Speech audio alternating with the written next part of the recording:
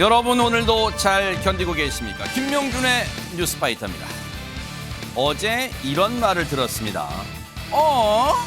분명히 윤 전 대통령에게 사형이 구형됐다는 말을 듣고 잤는데 일어나 보니까 한동훈 전 대표에게 사형이 선고됐네? 네, 한 전 대표 제명 소식이 그만큼 뜬금없었다는 우스갯소리였는데요. 그런데 그 제명 잠시 멈춤이랍니다. 당내 반발 등이 거세지자 한 전 대표가 소명을 할 수 있게 재심 기회를 준답니다. 과연 한동훈 전 대표는 아이고 감사합니다. 열심히 소명해 보겠습니다. 라고 할까요? 어떻게 생각하시나요? 1월 15일 목요일입니다. 김명준의 뉴스파이터 60초 후에 달려보겠습니다.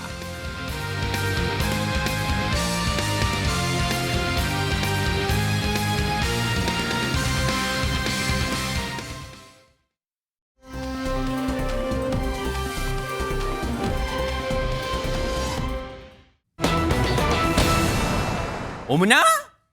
꽁꽁 얼어붙은까지만 보면 진짜 우리 이시열 기자가 썼던 리포트에 나온 거 갖고 우리가 또 챌린지 해봤잖아요. 꽁꽁 얼어붙은 한강 위로 고양이가 걸어다닙니다. 이 챌린지일 것 같은데 이게요 여러분 웃을 수만은 없는 그런 일이 벌어졌어요. 세상에. 김묘성 기자님. 맞습니다. 꽁꽁 얼어붙은 한강 위든 어디든 사실 걸어다니면 안 되는 거죠. 그쵸? 지난 12일 저녁입니다. 경기도 수원 장안구에서 꽁꽁 얼어붙은 저수지 위를 사람이 걸어다니는 게 확인이 됐습니다. 어머머. 어떤 일이 벌어졌을까요? 영상으로 확인해 보시죠. 세상에. 꽁꽁 얼어붙은 저수지 위를 한 남성이 걸어다니는 모습 동그라미 안에 있습니다. 약 1분간 얼음 위를 거침없이 나아가던 이 남성 갑자기 방향을 돌려서 나가려고 하는데요. 네. 그런데 그 순간입니다. 얼음이 어머! 깨지면서 이렇게 남성은 물속으로 퐁당 빠져버리고 어머! 말았습니다. 세상에. 아니 진짜 저 CCTV를 보면서 우리도 지금 조마조마했는데 진짜 우려했던 일이 벌어졌어요. 근데 지금 보니까 주변에 안진용 기자님 사람들이 없는 것 같아요 지금. 일단 물속에 빠진 저 남성은 가까스로 옆에 있는 얼음을 잡고 주변 사람들한테 도움을 청해보려 노력을 하고 어머나, 있습니다. 어머나. 자, 그 이후 상황은 어떻게 됐는지 영상으로 마저 보시죠. 또 있어요. 네. 때마침 산책하던 시민들이 남성을 발견합니다. 어허. 그리고 구조 장비를 가지고 도와주려고 하는데 오히려 저렇게 미끄러지고 맙니다. 어머나. 사실 함부로 들어가는 것도 위험하죠. 네. 결국 신고를 받고 출동한 구급대원이 물속에 뛰어들어 이 남성을 구조해냈습니다. 아유 진짜 천만다행이고요. 우리 그런 표현 하잖아요. 얼음장같이 차갑잖아요. 저 물이. 지금 구조대원분도 얼마나 고생하셨겠어요. 근데 저 남성 무사히 구조돼서 다행이긴 한데 왜 저기를 걸어가고 있었대요 진짜. 이 50대 남성의 경우는 이 저수지가 400m 폭이면 꽤 큰 거잖아요. 그쵸. 이걸 가로질러 가면 삥 돌아가는 것보다 훨씬 빨리 갈 수 있죠. 아유. 빨리 집에 가려고 아마 했던 모양입니다. 아유. 그래서 소방당국이 이제 출동을 해서 긴급히 구조 작업에 돌입을 했는데요. 아무래도 지금 이 얼음물이잖아요. 얼음장 같은 그런 표현을 방금 해주셨습니다만 저체온증 우려가 있지 않습니까? 네. 조금만 저기에서 물속에서 허우적거린다 하더라도 저체온증으로 위험한 그런 상황에 처할 수 있기 때문에 구조대원들이 구조 작업에 긴급히 돌입을 했습니다. 세상에. 건식 수트를 착용을 하고요. 그리고 순환 구조 장비를 지참해서 네. 작업에 돌입을 했는데요. 로프를 활용해서 사고 발생 19분 만에 무사히 이분을 구조하게 됩니다. 세상에. 그런데 이 남성은 저체온증 증상이 약간 있기는 했다고 해요. 하지만 병원에 이송된 후에 살펴보니까 건강에는 큰 이상은 없는 상황이라고 합니다. 네. 소방당국이 특별히 당부한 점이 있습니다. 뭘까요? 이 겨울철 저수지나 호수 위에 보이는 빙판, 겉보기로는 단단해 보이긴 하지만 저런 사고가 발생할 수 있다는 점을 유념하셔서 특별한 주의를 하시기를 당부하고 있습니다. 이게 날이 굉장히 추웠다가 어제부터인가 요 며칠 전부터 날씨가 조금 기온이 오르니까 얼음도 이제 슬슬 녹기 시작한 걸 몰랐던 걸 거야. 근데 아까 CCTV를 보면요, 최명규 원장님, 저 남성이 잘 이게 성큼성큼 가다가 얼음 위를 갑자기 방향을 획 바꿔요. 지금 여보세요? 여기서 보면 방향을 획 바꿉니다. 혹시 저기 살얼음이라서 안 되겠구나 하고 위험을 직감한 걸까요? 그거보단 그 앞에 얼음이 녹아 있는 거를 봐서 그렇습니다. 우리가 저 화면을 갖다 보게 되면은 저쪽 반대쪽에는 지금 불빛이 물에 비추고 있어요. 그러네요. 그래서 저분이 제일 저쪽 끝에서 봤을 때는 얼어 있는 부위만 통과할 수 있다고 생각했는데 저기 와서 보니까 물이 있는 걸 발견하고 딜을 했는데 네. 문제는 본인이 발자국으로 이미 충격을 줬기 때문에 2번 충격을 갖다 받게 되니까 한 거죠. 그래서 왔던 대로 가는 게 아니라 다른 길로 갔으면은 세상에. 빠질 가능성이 조금 더 낮았습니다. 세상에 어쨌든 이 빨리 가려 우리 그런 말 많잖아요. 그런 말 자주 하잖아요. 뭐든지 빨리 하려다가 큰 화를 당할 수 있으니까 안전수칙 늘 잘 지키는 생활 해주시길 바랄게요. 하마터면 큰일 날 뻔했습니다.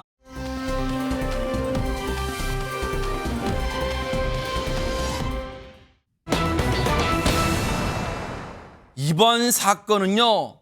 너무너무 경악스러운 듣기에도 너무너무 경악스러운 그런 사건이 벌어졌습니다. 안진용 기자님. 제목만 보더라도 노모에 대해서 모시거나 태우는 게 아니라 싣고 다니다는 표현을 썼죠. 왜 이런 표현을 쓰게 됐는지 말씀드리겠습니다. 최근 경찰은 한 여성으로부터 신고 전화를 받았습니다. 네. 타지에 사는 딸이 어머니가 귀가를 하지 않는다면서 경찰에 신고 전화를 넣은 거죠.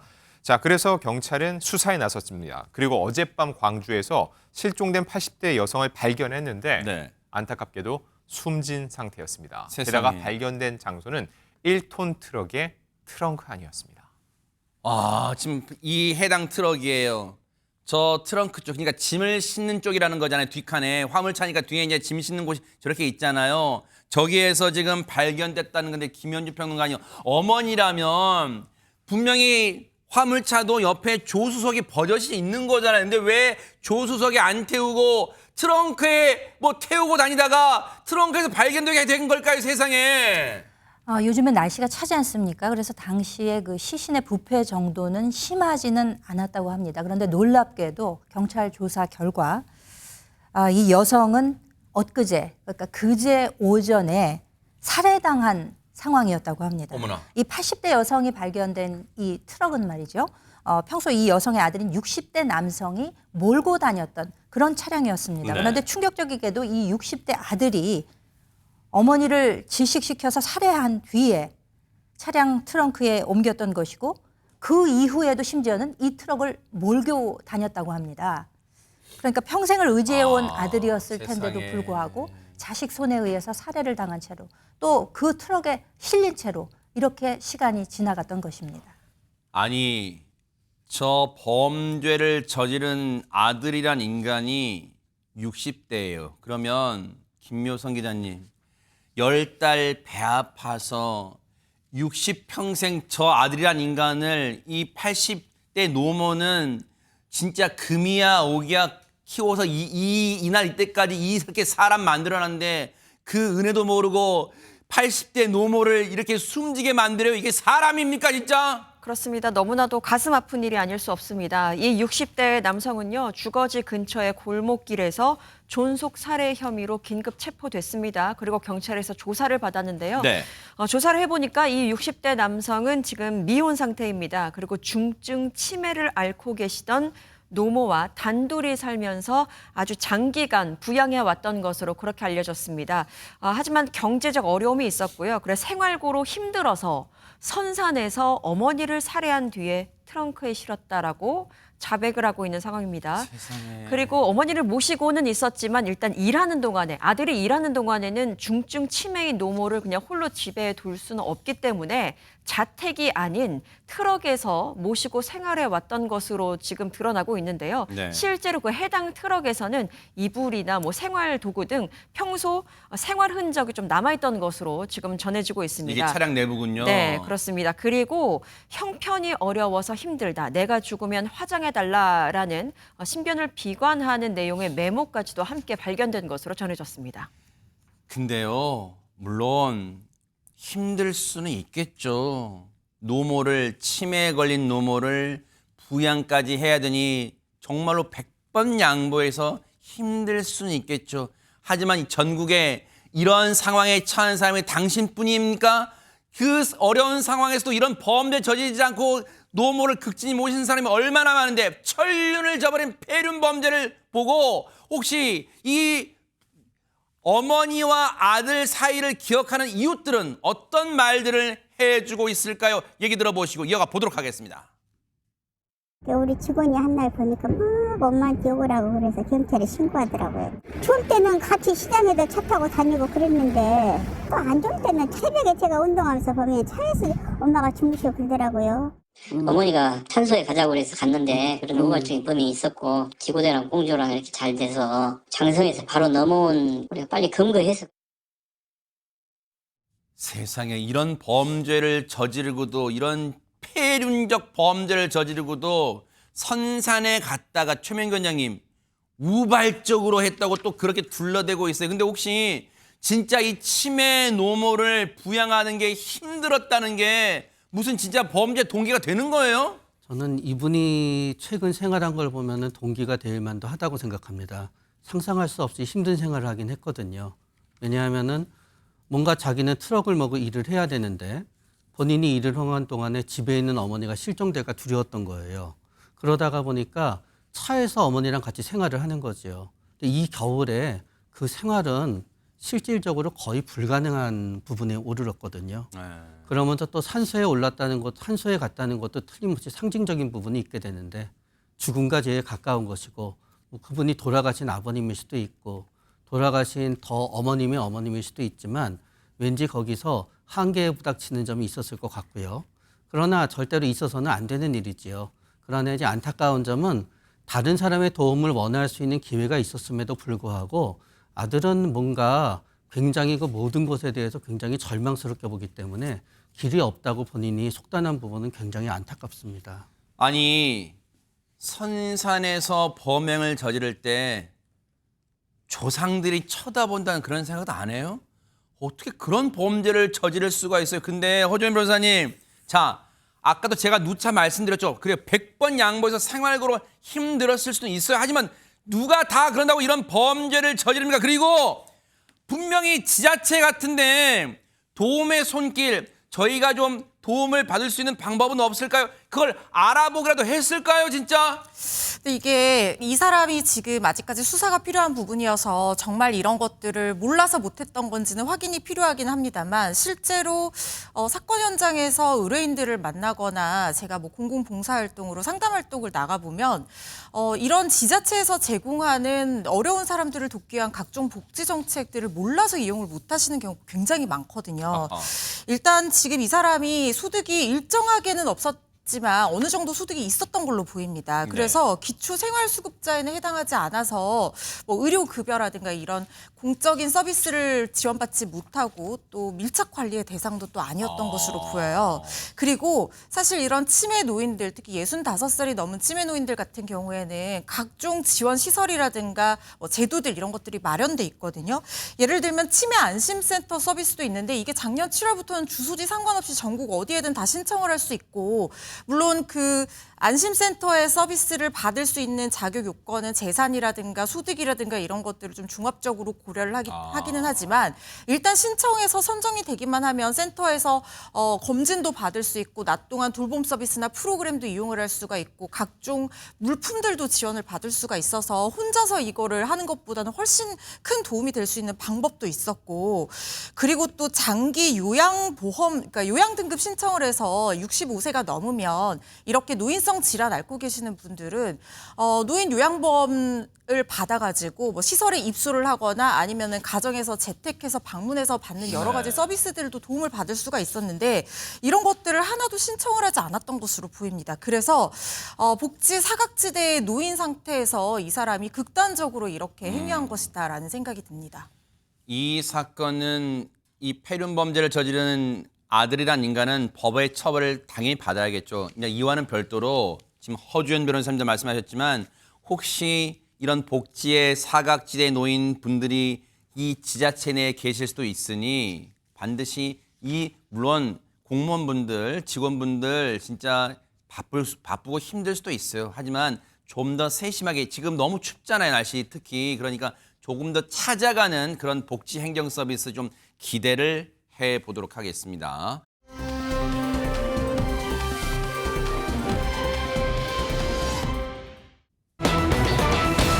자, 분위기 바꿔봅니다. 요즘 진짜 바쁜 자식들 위해서 손주를 대신 봐주는 부모님들 많으시잖아요. 근데 수척해질 정도면 대체 어느 정도로 봐준 거예요? 네, 오늘의 주인공은요. 요즘 말자 할매로 대단한 인기를 누리고 있는 코미디언 김영희 씨의 어머니에 대해서 말씀드리려고 오. 합니다.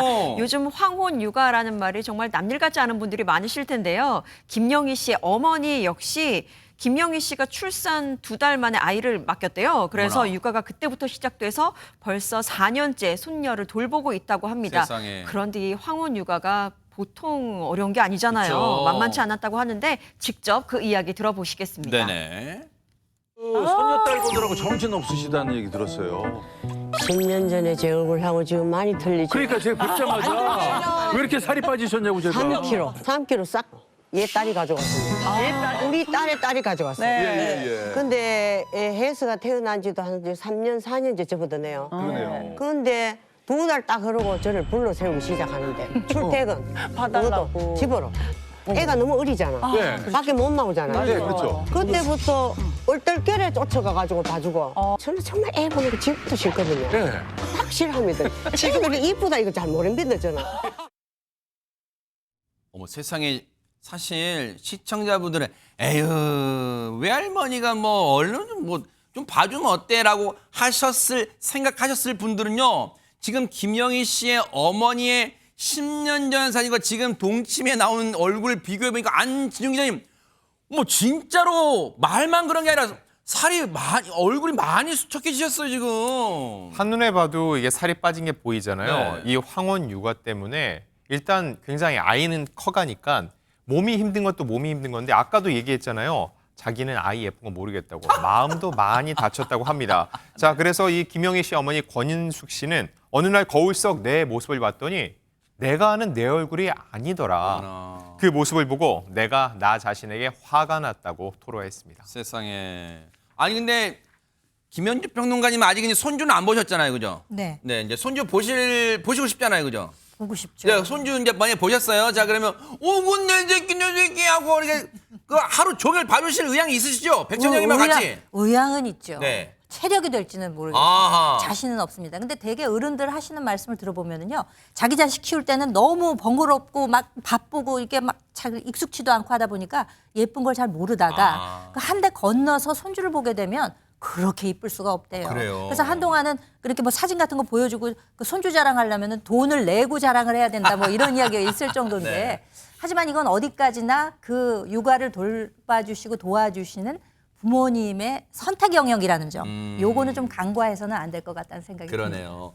근데 이제 지금 김영희 씨의 어머니 권인숙 씨가 옆에서 아이고 나 이제 이쁜 것도 모르겠고 막 지금 그렇게 하시잖아요. 근데 그러면 여기 듣고 엄마 미안해 옆에 차분하게 듣고 있던 김영희 씨가 엄마 미안해 고생시켜서 이랬을까요? 얘기 들어보시고 이어가 보도록 하겠습니다. 살이 빠진 이유는 과한 운동이다. 왜냐면 저희 딸은 육아 난이도가 현저히 낮아요. 아니 너무 수월해요. 수월해요? 네, 너무 수월하고 숨만 쉬고 이런 친구를 막 오히려 친정 엄마가 통보를 해요. 나 2박 3일 단풍 여행. 제 스케줄이랑 상관없이 엄마 나 그날 개콘 녹화도 있고 그 뒤에 강연도 지방에 있어요. 그러니까 내가 낙엽을 보고 싶은데 울긋불긋한 네 딸 똥을 봐야 되나? 갑자기 통보를 하시니까 얼른 그때는 제가 애를 데리고 개콘 녹화장도 가고 뭐 이렇게 돼야 되는 상황도 있고 어느 순간부터 무슨 우리 미용실 가면 기장 추가하면 돈 더 들듯이 무슨 애 키로수대로 돈을 더 요구하시는 거예요. 키로수가 늘수록 하는데 거의 뭐 이제 키로수가 1kg가 늘었다. 애가 무거워졌어. 5만 원 더 추가.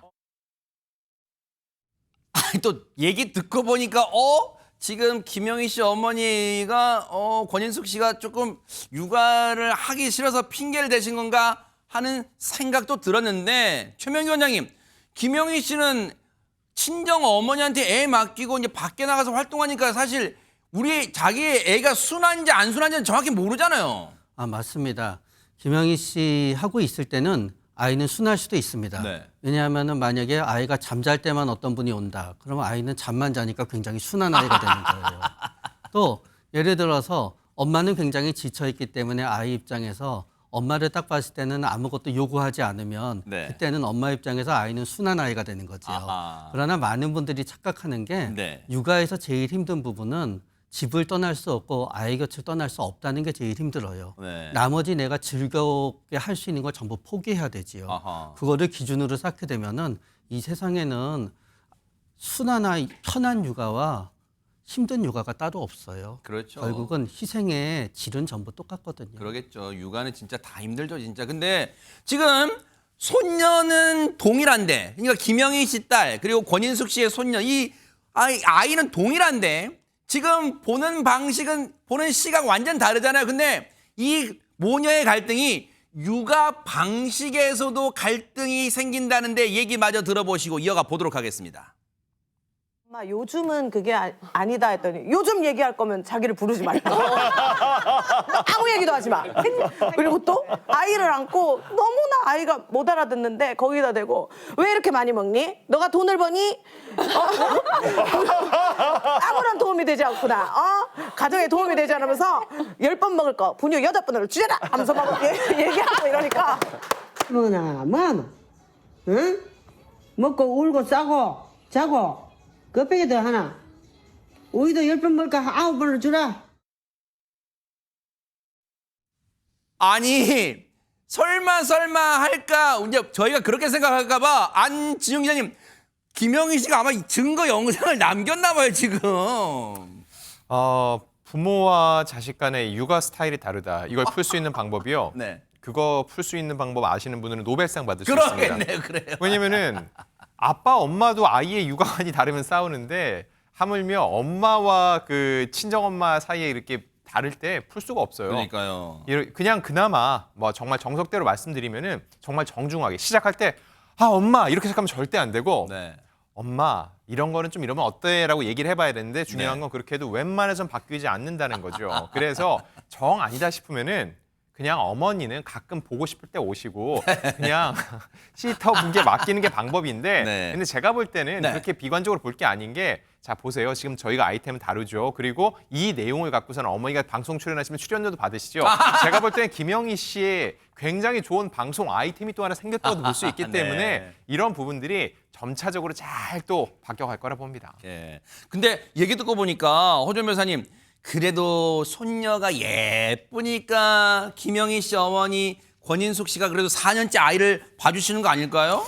그렇죠. 사실 이 황혼 육아가 너무 어렵기 때문에 할머니가 아이를 예뻐하지 않으면 이렇게 4년째 아이를 봐준다는 거 정말 쉬운 일이 아닙니다. 그런데 권인숙 씨는 김영희 씨에게는 식은 밥 주는 엄마였다는 거예요. 아이고. 어렸을 때 이제 밥을 지으면 아랫밥은 새밥은 따뜻하고 윤기가 나는데 위에 밥은 공기랑 접촉하니까 식어서 퍼석하잖아요. 그러면 애기 너는 아직까지 밥맛이 뭔지 모르니까 김영희 씨 어렸을 때는 애기니까 식은 밥 주고 자기는 밑에서 윤기 나는 그 새밥을 드셨다는 거예요. 그런데 손녀가 얼마나 예뻤는지 손녀한테는 따뜻한 밥 먹이고 내 밥을 오히려 줄일 만큼 손녀가 사랑스럽다라고 합니다. 정말 엄마 아니고 할마라고 한다고 하는데 할마의 손녀 사랑이 대단한 것 같은데요. 그런데 결국 손녀는 할머니보다 엄마 찾는 거잖아요. 그래서 너무 내가 막 정 깊이 줬다가 마음 나중에 아플까 봐 정은 너무 깊이 주지 않으려고 노력한다 하셨는데 할머니 내리사랑이 뭐 노력한다고 없어지는 것이겠습니까? 네. 보기는 좋습니다.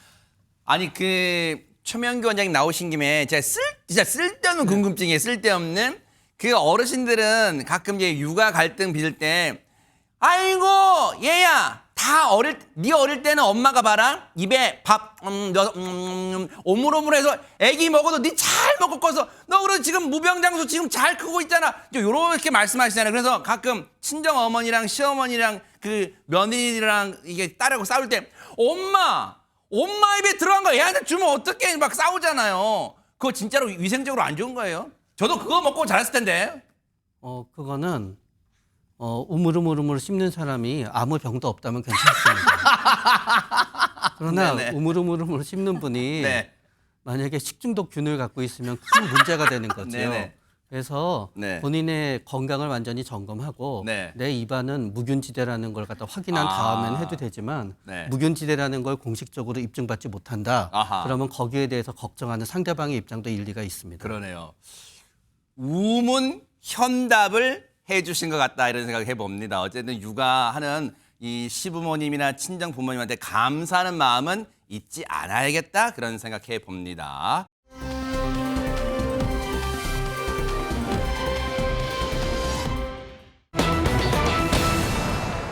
세상에 같이 밥을 먹고 쓰러졌다. 혹시 김묘성 기자님 혹시 이제 그 뭐 선말 가면 잔치 같은 거 많이 하잖아요. 아이고 우리 오늘 너무 힘들었잖아. 밥도 아이고 식곤증 뭐 그런 거예요 지금? 잔치 같은 즐거운 상황에서 벌어진 이 일은 맞습니다. 어허. 일단 그제 저녁 시간이었는데요. 전북 군산 서해 섬마을 주민들이 마을회관에 모였습니다. 어허. 그리고 식사 준비를 다 같이 해서 다 같이 나눠 먹는 나름 즐거운 시간을 보냈습니다. 네. 그리고 그날 밤 벌어진 일입니다. 어? 보시면요. 함께 식사를 했던 주민들 모습 보실 텐데 네. 해경의 부축을 받으면서 힘겹게 구급차에 오르는 모습 지금 확인하실 수 있겠습니다. 이 장면인가요? 어머. 네, 그리고요 구급차에 올라타서도 어지럼증을 호소하면서 몸을 제대로 가누지 못했다고 했는데요. 어머. 혀끝, 손발 뭐 이런 데 마비가 왔다고 해요. 네? 호흡곤란 증상도 있었습니다. 어? 그래서 병원에 이송이 됐는데 왜 이런 일이 벌어졌을까요? 신고를 한 주민의 그 신고 내용은 이러했습니다. 뭘까요? 보거 요리를 먹은 주민들이 마비 증세를 보이고 있어요. 어머. 였습니다. 세상에 보거를 먹고 저런 증상이 왔다. 관련해서 경찰 얘기 들어보시고 이어가 보도록 하겠습니다.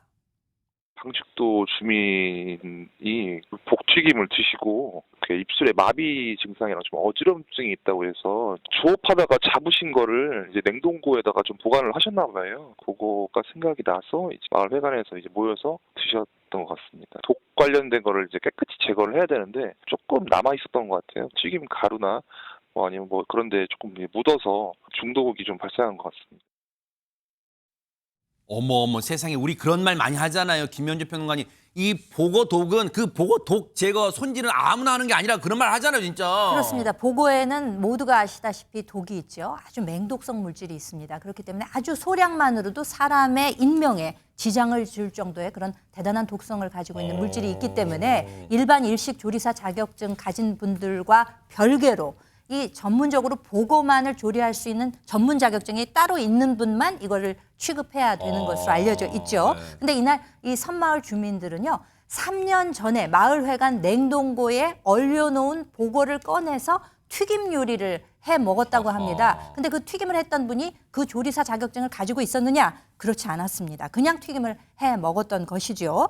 그러니까 이 보고라는 것이 뭐 보양식의 일종으로 이해되기 때문에 많은 분들이 즐겨 드시는 것이긴 합니다만 이 보고 내장을 제거하면서 남아있던 독이 그 튀김가루 등에 묻어 있어서 이런 결과를 가져온 것이 아니냐 이렇게 지금 해석을 하고 있습니다. 네네. 이 보고에는 알, 내장 이런 곳에 테트로도톡신이라고 하는 아주 맹독성 물질이 들어있는데요. 그래요? 청산가리의 무려 1000배 이상의 도수. 어머나. 그러니까 쌀 한 톨 정도의 분량만으로도 생명의 지장을 초래할 수 있을 정도의 그런 맹독성 물질이라고 합니다. 네. 그리고 그 보고에 뭐 주로 내장 부위에 있다고 알려져 있기는 하지만 네. 뭐 눈이나 혈액, 지느러미 이런 데도 분포가 돼 있다는 거예요. 그렇기 때문에 전문 조리사가 이걸 반드시 취급해야 한다는 것이죠. 네네.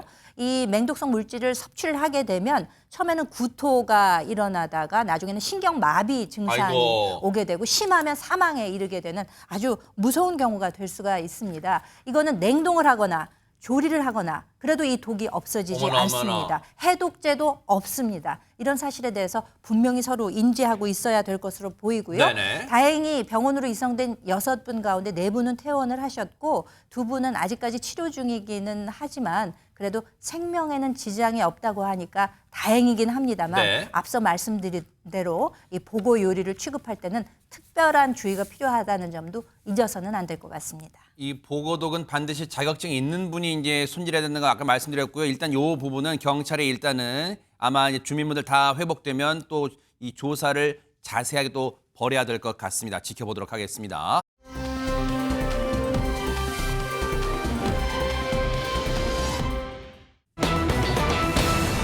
시장님을 만나려면 휴대전화 주세요. 이게 알 듯 모를 듯한 제목이 뭐예요, 안진용 기자님? 저희가 학창 시절에 시험을 볼 때 뭐 이거를 꺼놓거나 혹은 반납하는 경우는 있잖아요. 바구니 다 제출하고 뭐 그러잖아요, 요즘. 그렇죠. 근데 시장님이라고 하면 공공기관이거든요. 네. 공공기관에 가면서 우리가 개인 물품인 휴대폰을 반납한다. 이런 얘기는 들어본 적이 별로 없습니다. 그러니까 처음 듣는데요? 네, 근데 그런 일이 발생했다는 거죠. 왜? 자, 실제로 이 집무실에 들어가기 전에 휴대폰은 여기에 보관해 주세요라고 지금 붙어 있는 게 보이시죠? 있네요, 진짜. 그리고 밑에 휴대전화를 놓을 수 있는 보관함이 놓여 있습니다. 어허. 자, 문 앞에만 있는 게 아닙니다. 자, 업무 책상 위에요. 또 있습니다. 집무실에 들어가기 전에 휴대폰은 휴대폰 보관함에라고 재차 강조를 하고 있죠. 자, 그럼 이 집무실에 누가 있길래 휴대전화까지 맡기고 들어가야 할까요? 그동안 경남 통영시 시장실에선 시장실을 방문하는 시민들에게 이렇게 휴대전화를 비서실에 보관한 뒤 입실하도록 안내해 왔는데 공무원들도 마찬가지입니다. 회의나 결제를 위해 시장실에 들어갈 때는 반드시 저렇게 휴대전화를 보관해야 하는 것으로 전해지면서 논란이 불거진 겁니다. 아니, 상식적으로 아무리 이해를 하려고도 잘 이해가 안 되잖아요. 왜 저런 조치를 취했을까요? 관련 얘기 들어보시고 이어가 보도록 하겠습니다. 천연기 통영시장이 시장실을 방문하는 시민의 휴대폰을 비서실에 맡기게 하는 형태는 독재 시대를 방불케 하는 시대착오적이며 고압적 갑질이다. 공무원에 대한 휴대폰 수거는 직무 수행의 자율성을 침해할 뿐만 아니라 인격권을 처참히 짓밟는 행위이다. 공무원이 결제를 받는 과정에서 핸드폰 대리 울림으로 인해 가지고 지장을 초래하는 부분이 있기 때문에 그 부분도 우리 직원들이 자율적으로 자기가 못 넣고 가는 건 넣고 또 들고 들어가는 건 들고 들어가게 합니다. 그럴 때 결제 받을 때 딴다다다단 딴다다다단 배를 울리면 안 된다는 거예요, 지금? 네, 그렇죠. 그건 뭐 어느 공공기관이나 다 마찬가지 상황 아니겠습니까? 그럼에도 불구하고 우리가 다 휴대전화를 다 휴대하고 뭐 무음으로 처리한다거나 이런 방식으로 생활을 해 나가고 있지 네. 않습니까? 통영시 측의 입장을 일단 보면은요. 네. 비서실에 보관함을 두면은 좋겠다라는 의견이 나와서 지난 1년 6개월 동안 설치를 해놨지만 네. 녹취 방지 이런 것 때문은 전혀 아니었다라고 지금 주장을 하고 있습니다. 네. 휴대전화 벨소리 때문에 업무나 면담이 영향을 받지 않게 하기 위해서 한 조치이지 또 직원들이 자율적으로 놓고 가거나 들고 들어간 이런 조치였다는 점을 강조를 하고 있습니다. 네. 방금 전에 보셨다시피 통영시민참여연대가 어제 네. 지적한 내용을 보자면은요. 시장실이 이 천연기 시장의 개인 밀실이 아니고 통영시 공적 업무가 수행되는 공간이기 때문에 보통 무음이나 진동 이런 걸로 안내를 하면 될 텐데 벨소리로 분위기가 깨질 일이 없다는 점을 지적을 하고 있습니다. 요즘 뭐 녹취, 녹음 공포증에 대한 조치가 아니겠네 하는 합리적 의심은 합니다만 근데 허준 변호사님 아까 통영 시민참여연대 회장님은 이거 공무원들에 대해서도 자율성 침해 또 인격권 침해라는 얘기까지 했는데 이거 법적으로는 뭐 문제는 안 됩니까? 직권남용에 의한 권리행사 방해죄 성립을 충분히 검토해 볼 수 있는 사안이라는 생각이 듭니다. 직무수행과 관련해서 시장은 공무원에게 업무 보고를 지시할 수 있는 직권, 그러니까 권한이 있는 거죠. 직무집행에 대한.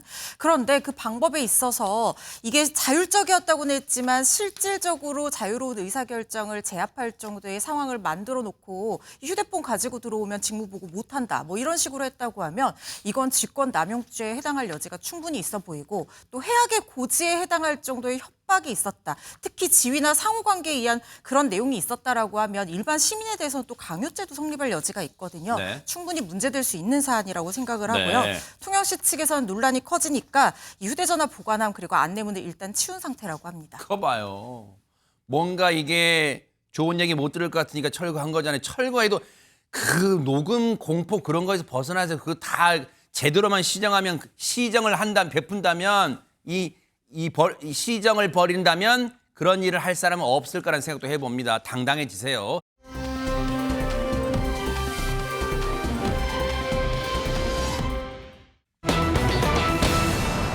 한동훈 전 대표 국민의힘이 제명 조치했다. 윤리위에서 제명 조치했다. 여기까지 어제 전해드렸는데 그러면 오늘 최고위원회에서 뭔가 결정할 것 같다. 여기까지 전해드렸죠. 근데 이게 글쎄요, 김묘성 기자님 뭐 생명 연장이에요, 뭐요? 잠시 멈춤이라면서요, 이게? 소명의 기회를 부여한다라고 한 줄로 정리를 할 수 있겠는데요. 일단 장동혁 국민의힘 대표가 오늘 발표한 바에 따르면 한동훈 전 대표에게 재심 기회를 부여하고 제대로 된 소명 기회를 부여받아서 절차가 마무리되도록 재심 기간에 최고위에서 징계를 결정하지 않겠다라고 이야기를 했습니다. 네. 그러니까 당사자의 소명을 제대로 듣지 않은 상태에서 제명이라는 것이 바로 결정이 돼버리면 절차적 정당성 논란이 일 수 있다라는 당내의 의견, 그 우려를 좀 의식한 것으로 보이는데요. 네. 오늘 국민의힘 의원총회가 있었고 여기에서 나왔던 내용들을 조금 정리해드리면 네. 윤상현 의원 같은 경우에는 한동훈의 정치적 소명이 부족했고 윤리위는 과했다.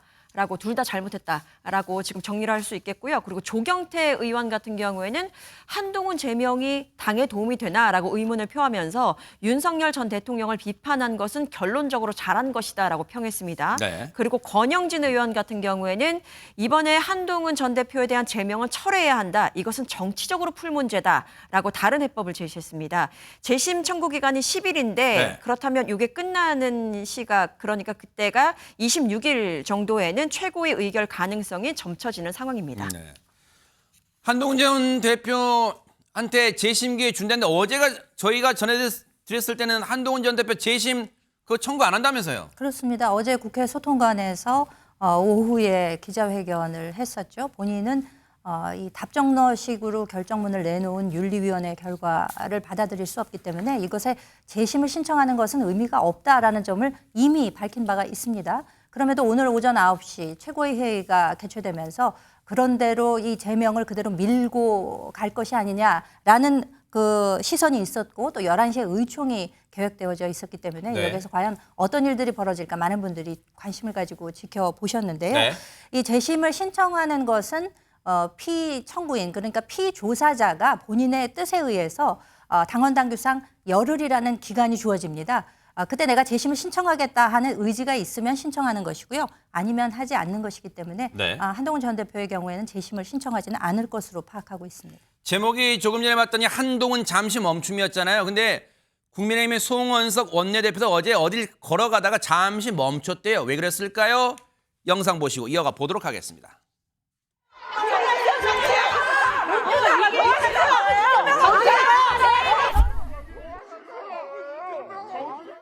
이분들은 기자분들인데 이분은 누구신 거예요?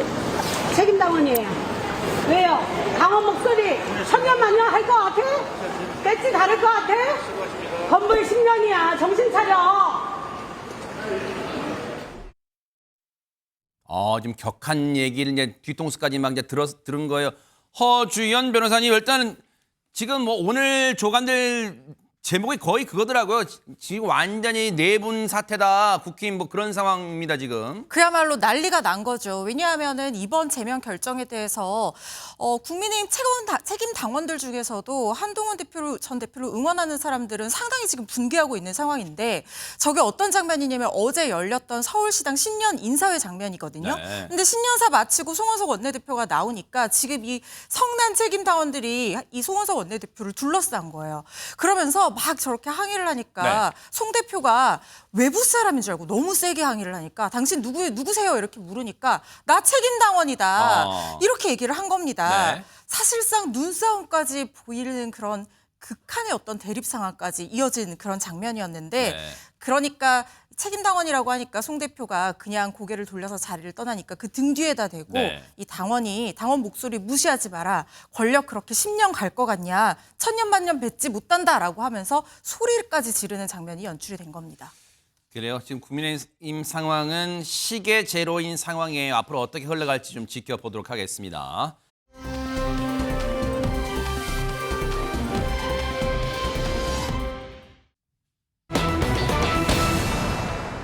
민주당 강선우 의원에게 1억 공천 헌금을 건넨 혐의를 받고 있는 김경 서울시 의원이 경찰 조사 받은 지 사흘 만에 다시 오늘 경찰에 출석했습니다. 영상부터 만나보시고 이어가 보도록 하겠습니다. 국민 여러분께 심리 부탁드려서 정말 죄송합니다. 오늘 들어가서 모든 것 사실대로 말씀드릴 거고요. 그리고 성실하게 수사에 임하겠습니다. 당시에 강선 의원에게 직접 1억 원 전달하신 건 맞습니까? 그럼 건네실 때 강선 의원도 같이 있었습니까?